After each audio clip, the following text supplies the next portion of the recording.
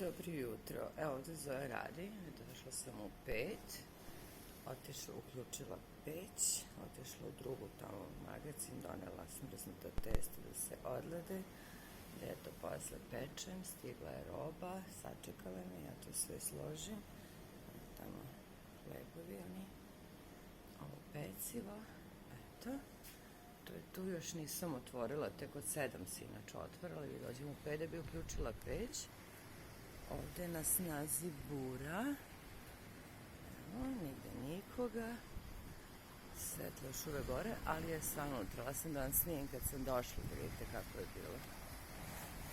Wow! Niste ovo vidjeli. Veliki su talasi. Eto.